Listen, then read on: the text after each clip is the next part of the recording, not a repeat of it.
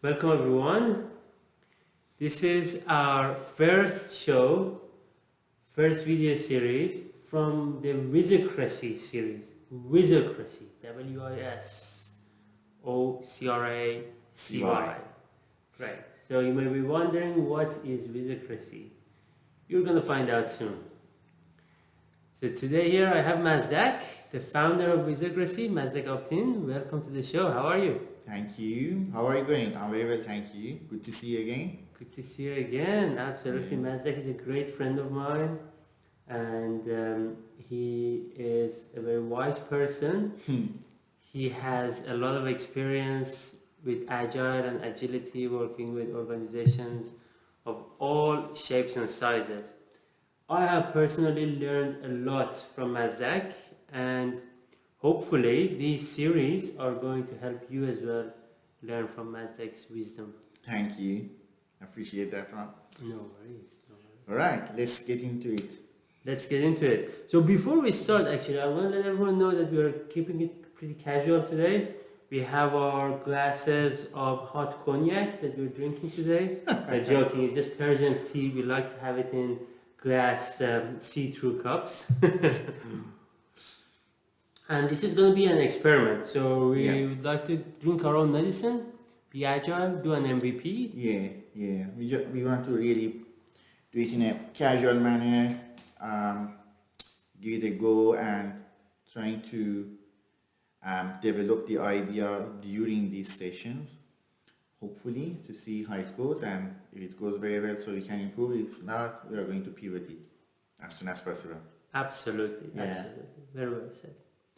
Great, Mazdak. So, there's a lot of context to Wisocracy, and to really get the content, we have to, provide a bit of context and kind of take people back in time, go through the journey, maybe as we have gone through, as you have gone through. So, I'm going to take us back to where we first met. Can you tell us a bit, Well, I think the first time was when we both attend to Alistair Cockburn Heart of Agile classes, but in different class. And then at the very end of those classes, there was a gathering, and or catch up. We met first there, right? Absolutely.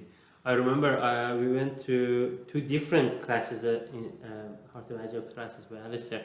And when I went to that catch up, I saw this, handsome guy, and he looks Persian, and we go talk to each other. Are you Persian? Yeah, I'm Persian. Wow. Yeah. What a surprise, two Persians in Melbourne, both in Alistair's course. Yeah. I remember Michel Flair actually organized that. Catch up, right? So. Absolutely. Yeah. Yeah, it was Michel, and Dave Thomas was also there. Yeah, Dave was there. Founder of Yo conferences. Yes, yeah. Great. So I think based on our discussions previously, you told me the seed of Wisocracy was created in your mind in the first time, in one of the Alistair classes. Can you tell everyone about that a bit?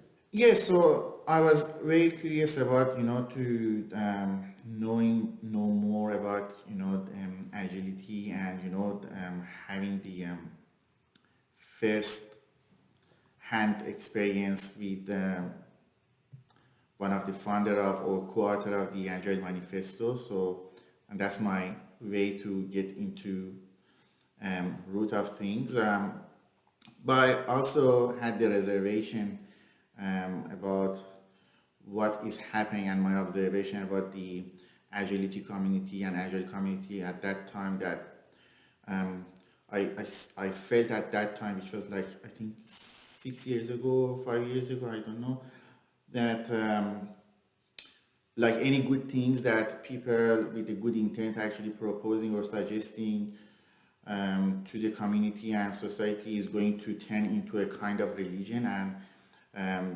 then turns into a kind of dogmatic situation that people just religiously following the stuff without understanding the reasons or the why behind of it, or the main intention. So So you're saying you were worried about Agile becoming like a religion, like a Yeah, dogmatism, like yeah, a cult, yeah, right? yeah, yeah. So potentially, and Yeah. that is why I remember those that workshop was, I think, 3 days, and in second day when I become a bit more familiar with the structure of the course, and we had a chance to catch up with Alistair during the break. I asked him a question that what we can do to make sure that the Agile is not going to be another religion, like turn it into another framework. And he, Alistair, so he's very sharp. I have lots of respect to him. He just said one sentence: "It is already a religion, so don't worry about Wow. it." And So how did you feel when Alistair said, it's already a religion? so yes, I was not surprised, but I just at that time was thinking how we can prevent it. But then you lately actually shared I think yesterday you shared another quote from Alistair that what was that like? It was something on the lines of whatever your thoughts or your contributions would either be misused And or or misunderstood. misquoted or Yeah, misunderstood or ignored. yeah, So his point was, if it's misused or misunderstood, don't be so mad about it because that's better than yeah, being yeah, yeah. ignored. And I think, and then that actually triggered me or to my what I asked him at that time, and just I think I shared it and put a comment in it, and that is why you don't need to be worried about what other people see, because you don't have any control of their perception or their understanding. So just don't worry about it. Which is a kind of growth area. So 5 years ago I was worried about it, but right now I'm not worried about it, but I wanted to actually do something about it. So, and that was the time that I was just thinking consciously and continuously to how we can come with something that offer value to the society and community and businesses, but make sure that it's going to be less misused or abused or misunderstood. And that was the time that I just came with the idea of Wisocracy. Can I ask something? Yeah. What's wrong with Agile becoming a religion or a dogmatism? So it's not only about the Agile, it's anything that became like a religion or is when you actually disconnect the what and how from the why. So you might actually do things for the sake of doing things which are not necessarily connect to the problem or the opportunity that those approaches might want to address it or solve it. Yeah, so people may completely forget about the why and what was the purpose of Agile? What was the Exactly. purpose of even with the religions? Yeah. When you have all these religious leaders like the prophets or whoever that Yeah. came thousands of years ago, what was the message that they were giving? And when it turned into a dogma, people kind of forget about that original intentions, right? Yeah, Is yeah, that yeah. what has happened with Agile? Exactly. Too much focus on the frameworks, the how part, or even the principles, um, and less focus on the situation that those values and principles and later on the frameworks wanted to actually address it, right? And then trying to have a kind of a silver bullet to or oversimplifying those approaches or frameworks or even principles to address any kind of situation, and that is where you are just disconnect from the reality, So and it's actually cross the pragmatism, right? So and you are not going to be pragmatic, and it just turns to a kind of things that is not going to work anymore. So I feel whenever we're dealing with a religion or a cult, or similarly when we're dealing with Agile and Scrum and various frameworks, you see people having strong feelings about their view of the world. Yeah. Why do you think that's the case? Do you have any comments on that? Well, it's a line topic. I have my own hypotheses. So I think one of the possible causes is that we think wrongly or associated ourselves wrongly or too much to something. We've fallen in love with something, and then you know better than me, when you are in love with something and you are absolutely blind because you cannot actually detach yourself from what you associated with it.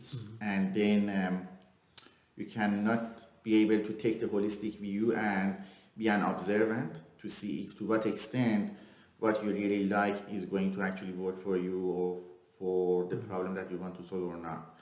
And people are sometimes so attached. It became a kind of their identity, right? Similar things when, for example, like the country that you were born, or the language that you are speaking, or even your name, or the way that you think. They are not yourself. They are just a component of your core that they can be attached to you or detached to you. It's just like, yeah, it's fascinating because you know what you're saying. When I think about it in terms of agile versus waterfall, or even when you think about the various frameworks like Scrum or whatever, that kind of makes sense. But what you see is sometimes so deep that even on super specific things like user story estimation, like on how we should run sprint planning, on the things that are super specific and super situational. Even in those cases, we see dogma and we see people getting attached.